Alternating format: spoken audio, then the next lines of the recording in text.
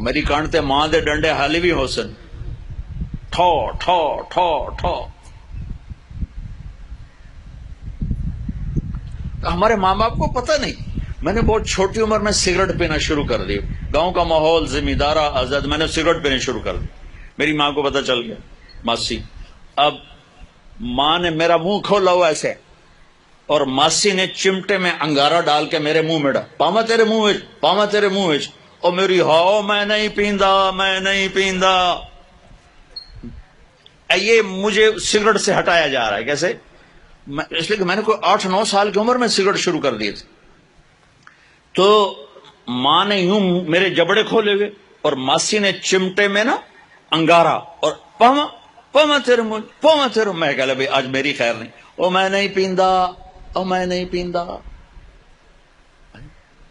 باہر جا کے میں پھر پی رہا تھا۔ اچھا، اور میرے چھوٹے بھائی نے دیکھ لیا، اس کی عمر کیا ہوگی؟ 6 سال۔ میں کہہ لیا بھائی مارے گیا، اس ضرور جا دسنا ہے۔ میں کہا تار میں اور میں میں کہا ایک تو بھی پی لا، میں نے ایک اس کو پلا دیا تاکہ میری شکایت نہ لگے، میری شکایت نہیں لگے،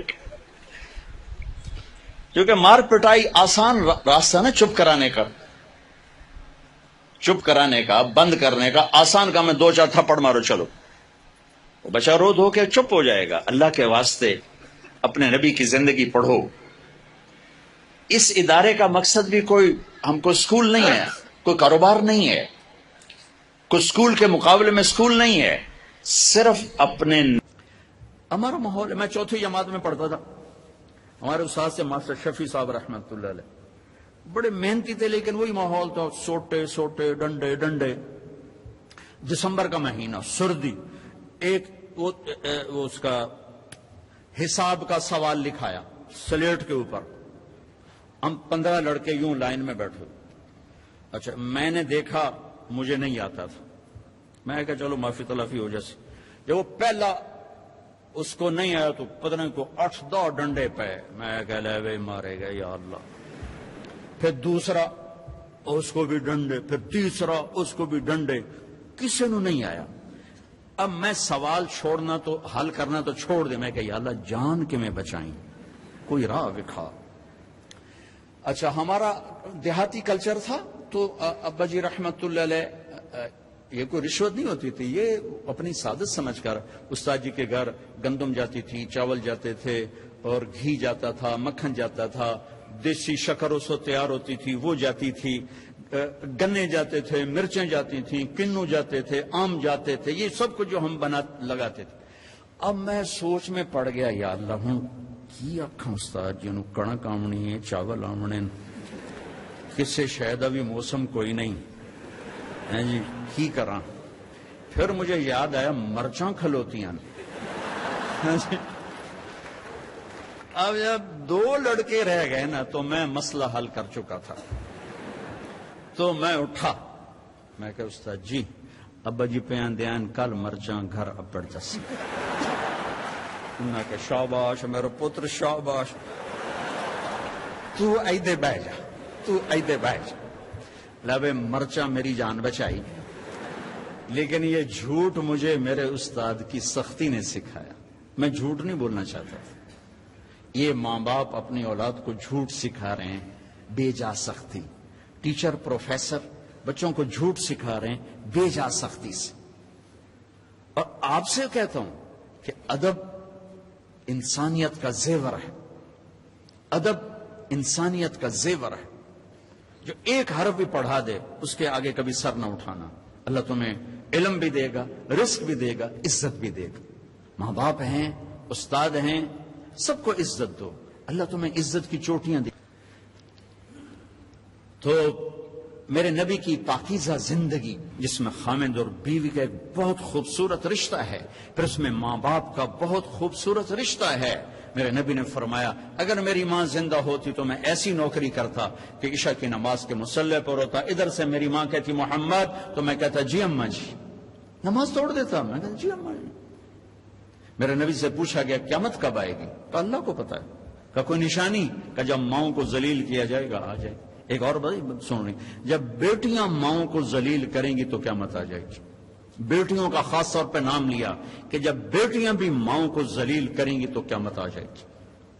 یہ بڑے خوبصورت زندگی میرے نبی ہمیں دے کر گئے. صرف تسبیح پکڑا کے نہیں گئے, صرف مصلے پہ بیٹھا کر نہیں گئے, وی سی کی کرسی پر کیسے بیٹھنا یہ بھی سکھایا ہے, اور بیوی کے ساتھ کیسے چلنا یہ بھی سکھایا.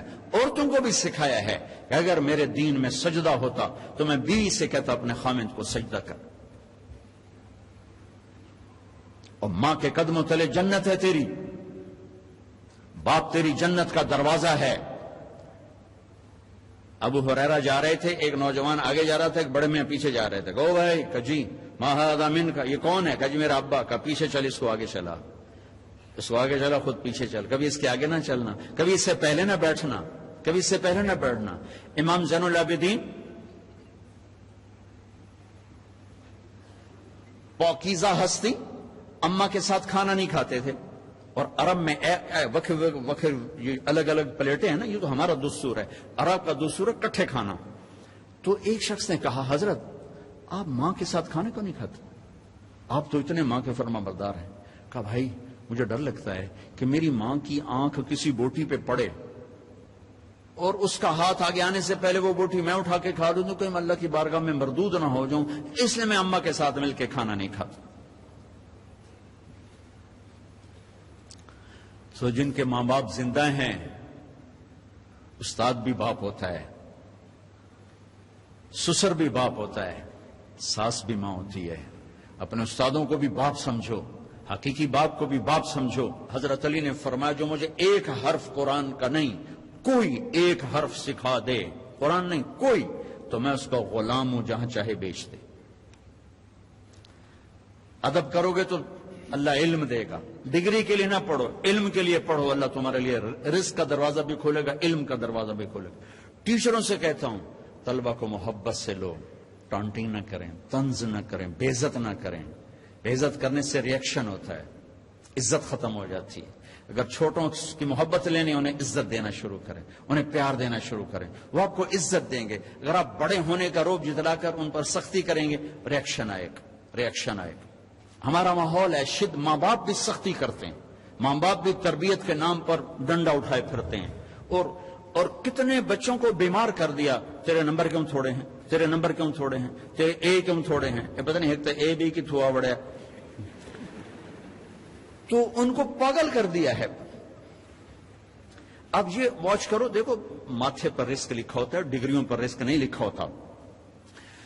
یہ اچھے انسان بنے, اچھے انسان بنے, معاشرے کا اچھا فرد بنے. پڑھانے کی محنت ضرور کرو, پاگل نہ بنو, پاگل نہ بنو, اپنی اولاد کو پاگل نہ کرو.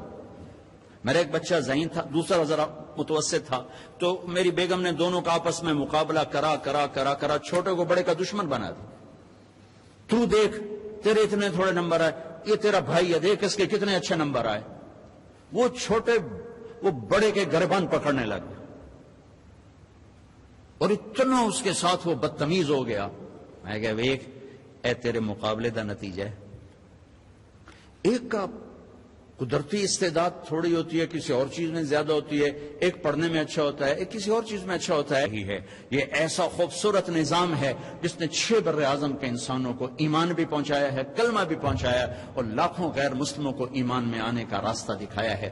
میں آپ سب بچوں سے کہتا ہوں کسی سیاسی تحریک کا حصہ نہ بنو, کسی سیاسی پارٹی کا حصہ نہ بنو, کوئی نعرے بازی نہ کرو. جو بھی آئے گا اپنا جیب لے کر آئے گا, اپنا پیٹ لے کر آئے گا. اپنے آپ کو ٹھیک کرنے کی محنت کرو. سب سے بڑی سیاست ہے کہ تم اللہ کو راضی کر لو. جو پڑھ رہے ہو اس میں تم علم والے بنو, صرف ڈگری والے نہ بنو, علم والے بنو.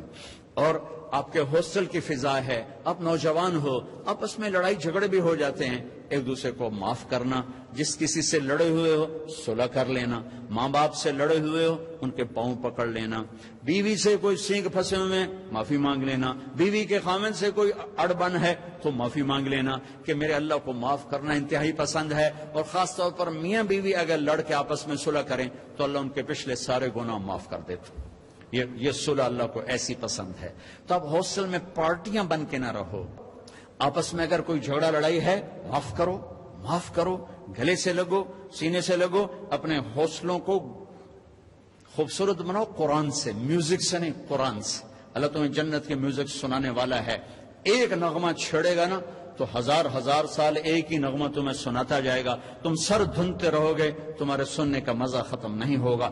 پھر جب اللہ خود اپنے چہرے سے نقاب ہٹا کر اپنا دیدار کرا کے اپنا قرآن سنائے گا تو سر سے لے کر پاؤں تک تمہارے اندر میں وہ نشہ اور روحانیت اور وہ سرور سرایت کرے گا کہ جب اللہ سنائے گا تو صرف کان نہیں سنے گے, پورا باڈی کان بن جائے گی, ہر سیل کان بن جائے گا, اور اللہ کی آواز تمہاری روح میں سرایت کرے گی, اور اللہ اعلان کرے گا وہ کہاں ہیں جو دنیا میں گانے نہیں سنتے تھے. اعلان ہوگا. اب تمہاری مرضی ہے کہ تم یہ ڈھول ڈھمکے سن لو یا میرے رب کی جنت کے گیت سن لو, میرے رب کی جنت کا نغمہ اور موسیقی سن لو. تو آپس میں میرے عزیزو پیار محبت سے رہو, آپس میں الفت سے رہو, درگزر سے رہو. کبھی کھٹ پٹ ہو جائے تو کسی سے کو ہماری صلح کرو, خود کرو. نہیں کر سکتے کسی سے کو بیچ میں پڑے, وہ نہیں پڑے, تم اوپر کے بچے مل کر ان کی صلح کراؤ. نفرت سے نہ رہو, محبتوں سے رہو, اور قومیت کی بنیاد پہ نہ چلو, امت کی بنیاد پہ چلو, امت کی بنیاد پہ چلو. والدین سے کہتا ہوں اپنے بچوں کے رشتے میں قوم کو نہ دیکھو, دینداری کو دیکھو, نیکی کو دیکھو. جی ہم اپنی قوم سے باہر نہیں کرتے, اس نے ہماری بچیوں کی زندگیاں برباد کر دی, ہمارے بچوں کی زندگیاں برباد کر دی, اور بے جوڑ رشتوں نے تباہی کے دروازے کھول دیے کہ اپنی قوم میں کرنا چاہے وہ کیسا ہی کیوں نہ ہو. اس بت سے بھی ماں باپ سے کہتا ہوں باہر نکلو, اولاد سے کہتا ہوں ماں باپ کی مرضی کے ساتھ قدم اٹھاؤ. تم بھی اس حد تک کراس نہ کرو باؤنڈری کے کورٹ میں جا کے تم شادیاں شروع کر دو. اور ماں باپ سے کہتا ہوں اتنا مجبور نہ کرو کہ ان کی زندگیاں اجیرن ہو جائیں, ویران ہو جائیں. کہ جس نے زندگی گزارنی ہے, ایجاب و قبول لڑکے لڑکی کا حق ہے, ماں باپ کا حق نہیں ہے. اور یہ حق بڑا غلط استعمال ہو رہا ہے. بس اسی ایتھے کرنا ہے, کرنا تو کر, نہیں تو نہ کر, آپ جا کر ایسے نہیں کر دے. اور کوئی بیٹی تو کہہ نہیں سکتی کہ میں یہاں شادی نہیں کرنا چاہتا. میرا تو راوی میرا کنارہ ہے, ہمارے بچپن میں ذبح کر کے دریا میں ڈال دیتے تھے. کتنی ہزاروں بچیاں راوی کی لہروں کا شکار ہو گئی. اپنی قوم میں کرنا, غیر نہیں کرنا, ایتھے کرنا ہے. جتھے میں نہیں کر سکتی, چلو ورلڈ کپ دو.